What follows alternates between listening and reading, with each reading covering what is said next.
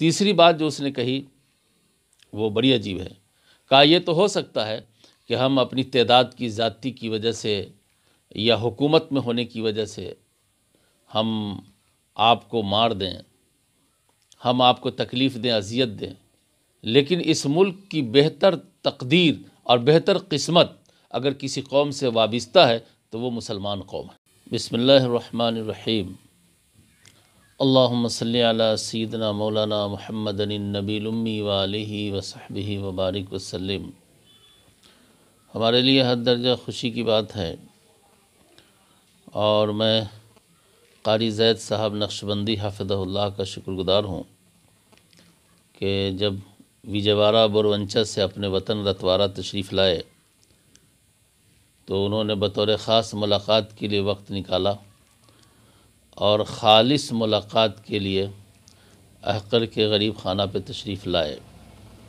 ہم قاری زید صاحب کے شکر گزار ہیں اور اس ملاقات میں قاری صاحب نے مجھ سے ایک انتہائی اپیل کرتا ہوا اور سوال کیا جس کا جواب میں انہیں بتا رہا تھا، تو انہوں نے کہا کہ آپ مجھے اس طرح بتا دیں کہ میں اس کو موبائل میں قید کر لوں، اس لیے یہ باتیں مجھے پھر دوبارہ عرض کرنی پڑ رہی ہے۔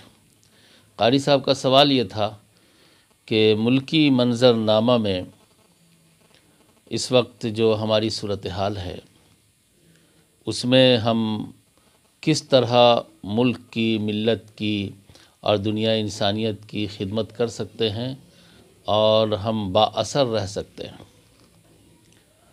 ہم اس وقت تکثیری طبقہ کے مقابلے میں کم تعداد میں بھی ہیں۔ میں نے قاری صاحب سے بطور خاص دو باتیں عرض کی ہے جو پھر میں دوبارہ عرض کرتا ہوں۔ مسئلہ ہمارے اس ملک میں ہماری تعداد کا نہیں ہے، مسئلہ تو ہماری استعداد اور ہماری صلاحیتوں کا ہے۔ تاریخ بتاتی ہے کہ ہندوستان میں جتنی بڑی تعداد اس وقت ہے، ماضی میں اس سے بڑی تعداد مسلمانوں کی ملت اسلامیہ کی کبھی نہیں رہی ہے۔ لیکن یہ میری ذاتی رائے ہے کہ جس قدر ہم اس وقت بے اثر ہیں اور بے وزن ہیں، شاید ماضی میں ہمارا اتنا وزن کبھی بھی اس ملک میں نہیں رہا ہے۔ اس کی وجہ ہماری تعداد کی قلت نہیں ہے اور زیادتی نہیں ہے، بلکہ اس کی وجہ استعداد کی قلت ہے، صلاحیتوں کی قلت ہے۔ صلاحیت تو مجھے ہمہ جہت چاہیے تھی، علمی میدان میں بھی، عملی میدان میں بھی، معاشی میدان میں بھی، فکری میدان میں بھی، تعلیم و تربیت کے میدان میں بھی، زبان و بیان اور انداز گفتگو اور رہن سہن اور تہذیب و معاشرت کے میدان میں بھی ہم کو مثالی قوم اور مثالی امت بن کے رہنا تھا۔ لیکن ہم نے اس سے بہت صرف نظر کیا۔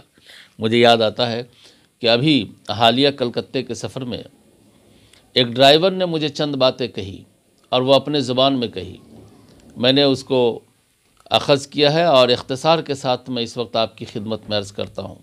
کلکتے کے ایک ٹیکسی ڈرائیور نے کہا کہ مولانا، آپ کی گفتگو سے مجھے اندازہ یہ ہوتا ہے کہ آپ انسان سے محبت کرنے والے اور ملک کے لیے بہتر سوچنے والے ہیں۔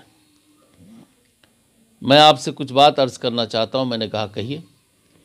تو انہوں نے کہا کہ آپ کی جو قوم ہے وہ قوم تعلیمی میدان میں کمزور ہے، اس کو بہتر کرنے کی ضرورت ہے۔ دوسری بات اس نے کہی کہ ڈسپلن کی آپ کی قوم میں بہت کمی ہے۔ جب ہم کولو ٹولہ، زکریا اسٹیٹ اور نارکل ڈانگا اور دوسرے مسلم بڑے علاقے سے جاتے ہیں، گزرتے ہیں، تو جو ان کی رف زبان سنتے ہیں تو اس وقت مجھے اندازہ ہوتا ہے کہ یہ مسلمان ہیں جن کا نام مسلم ایمان والا، مکمل اسلام والا ہے۔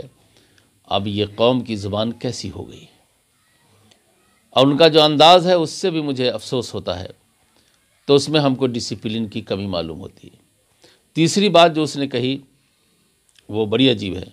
کہا یہ تو ہو سکتا ہے کہ ہم اپنی تعداد کی زیادتی کی وجہ سے یا حکومت میں ہونے کی وجہ سے ہم آپ کو مار دیں، ہم آپ کو تکلیف دیں، اذیت دیں، لیکن اس ملک کی بہتر تقدیر اور بہتر قسمت اگر کسی قوم سے وابستہ ہے تو وہ مسلمان قوم ہے، وہی اس ملک کو بہتر کر سکتی ہے، بہتر رکھ سکتی ہے۔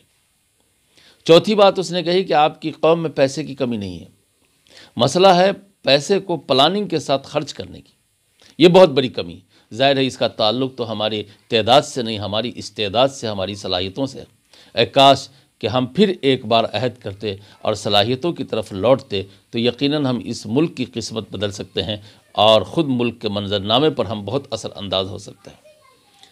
لیکن افسوس تو اس بات کا ہے کہ ہم تکثیری طبقہ کے مقابلے میں کم تعداد میں بھی ہیں اور غافل اس سے زیادہ ہیں۔ یہ میرا صدمہ ہے، یہ میرا افسوس ہے۔ ہر آدمی اپنی خانقاہ، اپنی تصنیف، اپنی تالیف، اپنی پیری مریدی کے تعارف میں، پرچار میں یا بچاؤ میں لگا ہوا ہے۔ اے کاش کہ اسلام کا تعارف علمی طور پر اور عملی طور پر مضبوطی کے ساتھ اگر کیا جاتا تو اس قدر برادران وطن اور ملک میں دوسرے طبقات کے لوگ ناآشنا، ناواقف نہ ہوتے۔ دوسری بات جو مجھے اس وقت عرض کرنی ہے وہ یہ کہ ملک کا جو منظرنامہ ہے اور اس کے جو احوال ہیں، اس احوال میں تبدیلی یقیناً ہمارے اقوال سے نہیں ہوگی۔ اگر ہم مخلص ہیں اور چاہتے ہیں کہ احوال میں تبدیلی ہو تو ہم کو اعمال کی طرف لوٹنا ہوگا۔ جب تک ہم اپنے آپ کو صالح نیک اعمال سے نہیں جوڑیں گے، خدا سے نہیں جڑے رہیں گے، مذہب کو مضبوطی سے اپنے ذہن و دماغ پر نہیں مستولی کریں گے، نہیں سوار کریں گے، اس وقت تک ملک کے احوال نہیں بدل سکتے۔ ملکی منظرنامہ کیا، عالمی منظرنامہ بھی نہیں بدل سکتا ہے۔ ایک تو ہم کم تعداد میں ہیں، استعداد کی طرف توجہ نہیں ہے اور کم تعداد میں ہیں، اور دوسرے جو بڑی تعداد میں اس کے مقابلے میں ہم غافل بھی بہت ہیں۔ ہماری غفلت ہم کو انتہائی سست اور کوتاہ بنا کر کے رکھ دیا ہے، جس کی وجہ سے ہمارا اس ملک میں وزن کم محسوس کیا جاتا ہے۔ میں سمجھتا ہوں کہ یہ دو باتیں اگر توجہ کے ساتھ سنی گئی اور سمجھا گیا اور اپنی زندگی کے اندر صالح تبدیلی کو قبول کیا گیا تو انشاءاللہ نفع ہوگا۔ اب بھی وقت گیا نہیں ہے، صبح کا گیا ہوا شام کو واپس اگر آ جائے تو اس کو گیا ہوا نہیں کہا جاتا۔ اگر ہم فکر کریں گے تو انشاءاللہ اب بھی بہت اچھی تبدیلی کے امکانات ہیں۔